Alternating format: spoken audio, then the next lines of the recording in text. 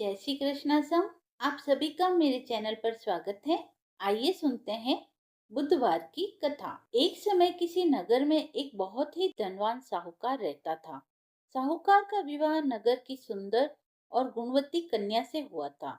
एक बार वह अपनी पत्नी को लेने के लिए बुधवार को ससुराल गया और पत्नी के माता पिता से विदा कराने के लिए कहा। माता पिता बोले, बेटा, आज बुधवार है।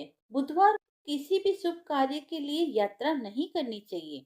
लेकिन वह नहीं माना और उसने वहम की बातों को न मानने की बात कही। फिर लड़की के माता पिता ने अपनी कन्या को विदा कर दिया और दोनों बैलगाड़ी से यात्रा प्रारंभ करने लगी।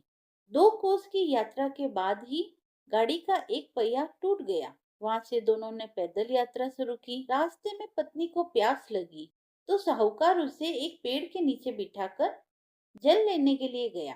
थोड़ी देर बाद जब वो वापस लौटा तो वह बुरी तरह हैरान हो उठा, क्योंकि उसकी पत्नी के पास उसकी ही शकल सूरत का एक दूसरा व्यक्ति बैठा था। पत्नी भी साहूकार को देखकर हैरान रह गई। वह दोनों में कोई अंतर नहीं कर पाई।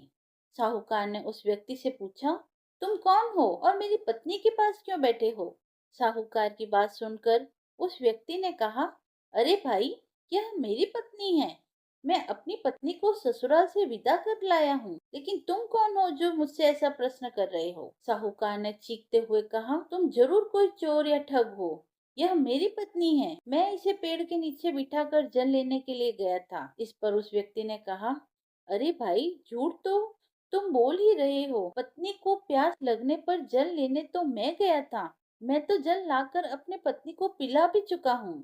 अब तुम चुपचाप यहाँ से चलते बनो, नहीं तो किसी सिपाही को बुलाकर तुम्हें पकड़वा दूंगा। दोनों एक दूसरे से लड़ने लगे। उन्हें लड़ते देख बहुत से लोग वहाँ एकत्र हो गए। नगर के कुछ सिपाही भी वहां पर आ गए। सिपाही उन दोनों को पकड़कर राजा के समक्ष ले गए। सारी कहानी सुनकर राजा भी कोई निर्णय नहीं कर पाए। पत्नी भी उन दोनों में से अपने वास्तविक पति को न पहचान सकी। राजा ने उन दोनों को कारागार में डाल देने को कहा। राजा के फैसले को सुनकर असली साहूकार भयभीत हो उठा। उसी समय आकाशवाणी हुई, साहूकार, तूने माता पिता की बात नहीं मानी और बुधवार के दिन अपने ससुराल से प्रस्थान किया। इसी कारण यह सब तेरे साथ हुआ है, क्योंकि तेरे ऐसा करने से बुद्धदेव तुझसे कुपित हो गए हैं और ये बुद्धदेव का ही प्रकोप है। साहूकार ने प्रार्थना की कि हे बुद्धदेव, आप मुझे क्षमा कर दीजिए। मुझसे बहुत बड़ी गलती हो गई। भविष्य में अब मैं कभी भी बुधवार के दिन यात्रा नहीं करूंगा और सदैव बुधवार को आपका व्रत किया करूंगा। साहूकार की प्रार्थना से प्रसन्न होकर भगवान बुद्धदेव ने उसे क्षमा कर दिया। तभी दूसरा व्यक्ति राजा के सामने से ही गायब हो गया। राजा और दूसरे लोग इस चमत्कार को देखकर हैरान हो गए।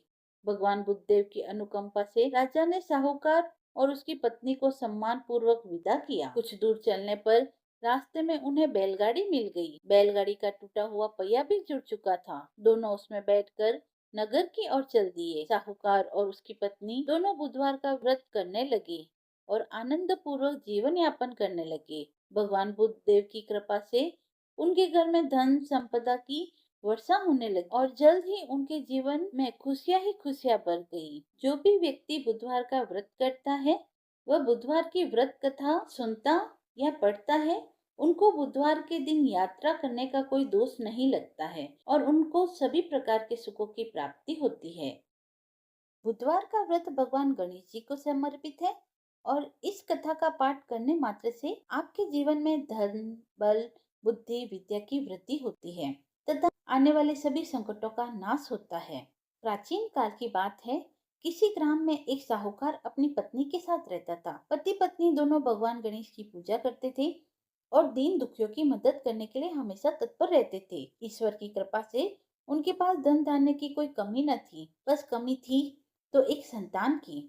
पति पत्नी संतान नहीं होने से दुखी रहते थे। गांव वाले संतान न होने की वजह से उन्हें हमेशा ताना मारते थे। पर साहूकार और उसकी पत्नी को ईश्वर पर पूर्ण विश्वास था। ईश्वर जरूर कुछ अच्छा सोच कर रखे होंगे, ऐसा ही उनका विश्वास था। एक बार पति पत्नी मंदिर में गणेश जी के दर्शन, पूजा व अर्चना कर रहे थे। जब वह पूजा करके बाहर आए तो उन्होंने देखा कि एक बालक मंदिर की सीढ़ियों पर बैठकर रो रहा है। उसके पास किसी को न देखकर पति पत्नी दोनों बालक के पास गए, बालक को शांत कराया और उसके माता पिता को ढूंढने लगे। जब उस बालक के माता पिता पति पत्नी को नहीं मिले तो वह बच्चे को मंदिर के पुजारी के पास ले गए और उन्होंने पुजारी से बोला, ये बच्चा हमें रोते हुए मंदिर के बाहर मिला है, क्या आप इसके माता पिता को जानते हैं? पुजारी ने कहा, नहीं। अब पति पत्नी और पुजारी तीनों लोग बालक के माता पिता को ढूंढने लगे। काफी देर ढूंढने पर बच्चे के माता पिता नहीं मिले तो पुजारी ने साहूकार और उसकी पत्नी को बोला, आप इस बालक को अपने घर ले जाइए। अगर इसके माता पिता इसे ढूंढते हुए आएंगे तो मैं उन्हें लेकर आपके घर आ जाऊंगा। साहूकार और उसकी पत्नी बच्चे को लेकर अपने घर चले गए। काफी समय बीत गया और बालक के असली माता पिता का कोई पता न चला, तो उन्होंने गांव के सरपंच से अनुमति लेकर बच्चे को गोद ले लिया और उस नन्हे से बालक का नाम गणेश रख दिया। कुछ दिन बाद गांव में एक पति पत्नी आए जो चोर थे। गांव में जाकर उन्हें पता चला कि गांव में सबसे ज्यादा धनी व्यक्ति साहूकार है, जिसकी अपनी कोई संतान नहीं है। उन्होंने एक बच्चे को गोद लिया है जिसके माता पिता का कोई पता नहीं है। धोखेबाज पति पत्नी यह विचार करने लगे कि साहूकार को कैसे लूटा जाए। तभी उन्होंने योजना बनाई कि वो उस बच्चे के असली माँ बाप बनकर जाएंगे। योजना बनाकर पति पत्नी दोनों मंदिर में जाकर बैठकर रोने लगे। उन्हें रोता देखकर मंदिर के पुजारी आए और उनके रोने का कारण पूछा। पति पत्नी ने बताया कि आज से 4 साल पहले इसी मंदिर में हमारा बच्चा खो गया था। उसे ही याद कर कर हम रो रहे हैं। तब से हम अपने बच्चे को अलग अलग जगह खोज रहे हैं, पर वह हमें कहीं नहीं मिला। पुजारी ने बोला, एक बालक है जो उन्हें 4 साल पहले मंदिर की सीढ़ियों पर मिला था। शायद वह आपका ही पुत्र हो। वह बालक गांव के साहूकार के घर पर है। आप लोग मेरे साथ चलिए, आपके पुत्र को मिलवाता हूँ। इतना कहकर पुजारी उन दोनों पति पत्नी को साहूकार के घर ले गया। वहां जाकर पुजारी ने साहूकार को बताया कि गणेश के असली माता पिता मिल गए हैं।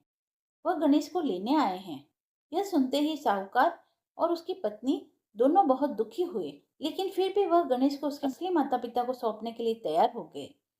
शाम का वक्त था। साहूकार ने उन दोनों पति पत्नी से बोला, आप लोग आज विश्राम करें और कल प्रातःकाल होते ही निकल जाइएगा। यह सुनते ही पति पत्नी दोनों खुश हो गए, क्योंकि उन्हें चोरी करने का मौका मिल गया।